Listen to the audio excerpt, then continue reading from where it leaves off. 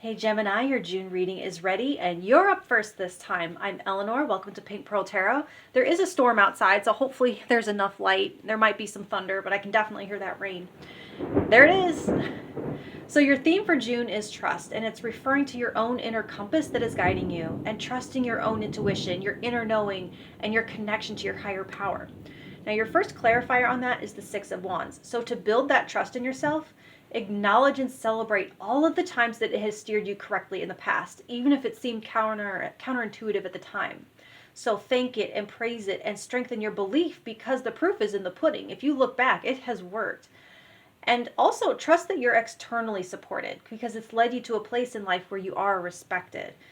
Now your second clarifier, that's the Nine of Swords. Very important to discern between anxiety and intuition. Don't confuse being afraid to do something as your intuition telling you that you shouldn't do it. So feel for that inner expansion or contraction and move towards what feels expansive.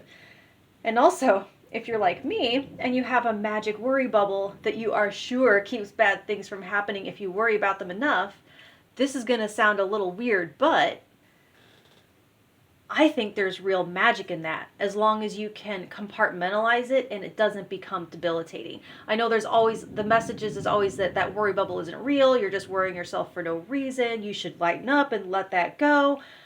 Mine has worked with 100% success rate my entire life. It makes me feel like a powerful magician sometimes.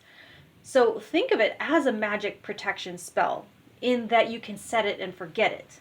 Like, you do the spell, you set it, and you just release that intention into the universe. It shouldn't be all consuming. It shouldn't be something that you have to hold on to and you can't think or operate any other way. So that's kind of the difference on that. So your third clarifier is the King of Pentacles. Trust your foundation. Trust the wisdom of your body. Trust in the security that you've built for yourself. Trust the ground beneath your feet, because your life isn't a surrealist painting where the bench that you sit down on is about to sprout legs and walk away out from underneath you. Trust yourself to navigate life's challenges, and that you will know how to utilize your resources when those times come.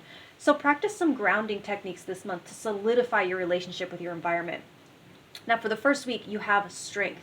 So it's not a time to try to force anything or rush anything or make snap judgments or anxious, twitchy decisions, or to punish yourself for human weakness. So sometimes it takes a lot of strength to push back when the world tells us that we should feel shame for some imperfect aspect of our existence.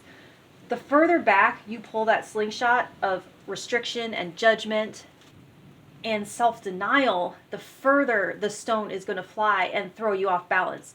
So you might find that this is a time of doing the hard thing, which is to be kind to yourself when the world tells you to change or cut yourself up. Now for the second week, you have the Emperor. So when you do that, you establish absolute authority and power in your own life. You crown yourself and you sit in sovereignty over your choices, your words, actions, and physical well-being. This is your trusting yourself fully, to act if necessary, to rest when needed, and to speak up for a boundary, or to not pick a fight when it's not necessary. To treat yourself so you don't neglect to enjoy your life, but to hold back from excesses that don't make you feel good and hurt you later. The challenge with that is, are you ready for the accountability that comes with that power? Now for the third week, you have the Knight of Wands. You could have a really nice uptick in energy there. You could be distractible too though, so try to write everything down if you can. Externalize your memory storage so that you aren't weighed down trying to hold everything you need to think about and remember. Sometimes memories can be like weights that you're carrying. Your impulses are little blips from your inner compass right now. So once again, just like with fear, how you check in for expansion or contraction, things that feel good need to undergo that test too. You could feel an urge to do something, and so obviously fear wouldn't be the thing holding you back from it. But if you tune in, it could actually have that contracted feeling because it's not for your highest good, or it could be coming not from a place of self-love, or, honestly, it could just be a careless idea. Now, for the fourth week, you have the Ace of Wands. So I just now realized you actually have three aces. You have the one here, you have one at work, and you have one here in love. So June is a new beginning. So whether it's one big new beginning or several in different spaces in different areas, but here you're really excited. you're here for whatever it is. You could be feeling more in control of your energy now than the previous week. And you're saying, I know what I want to do. I know where I want to go. I know what I want now. So for work, you have the Ace of Swords and the Eight of Swords. So if you look really closely at this is the story. This is Hansel and Gretel, and he's sticking a little bone out, and she's feeling the bone she thinks it's his finger, and he's still too bony to be tasty, and so she's going to keep him in that cage for a while. God, those stories are horrendous. If you really, I mean, that's not even the original gross version. That's the newer version. So with the Ace of Swords, that's a new idea or a new clarity on a situation. So it's seeing something clearly for the first time, and so it makes sense that you would feel very fired up here towards the end of the month. But there is something that you have believed about yourself, your profession, how those things go together, your workplace, your potential and capabilities, or the company's ethos and messaging itself that you are seeing the truth of. And maybe you thought you couldn't do something and you realize you're more capable than you thought. Maybe you see just how much you've been undervalued when you start looking for other jobs. Or maybe you finally have the aha moment that you're ready to harvest or pursue something new. So for love, you have the Ace of Cups and the Two of Shields, it's like the Two of Pentacles. So I'm going to start doing like a relationship one. I mean, like people in existing relationships, and then do singles. I'm going to start splitting that up. So those in relationships, you could decide to move in together or to share some kind of new responsibility together, like a business or a pet.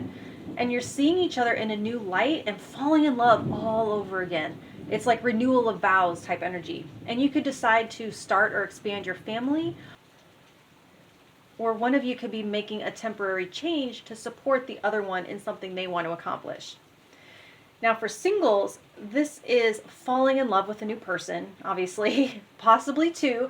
There is polyamorous relationships indicated here. But if that's not your jam, you might be balancing your dating life with something else important to you at the same time. Maybe you finally meet someone who is as supportive of your goals as they are excited to be with you, and they don't make you feel like you're taking something away from them in order to pursue your own stuff. And they could be in awe of your grace in handling your life. So this is definitely an early stage of the relationship, though. There's no guarantees here yet. Now, your bonus message, there's the little pretty picture, and it says, you will climb that mountain and then the next, which will bring great joy. So that's what I have for you, Gemini. Happy birthday. Have a great June, and I'll talk to you next time. Thank you.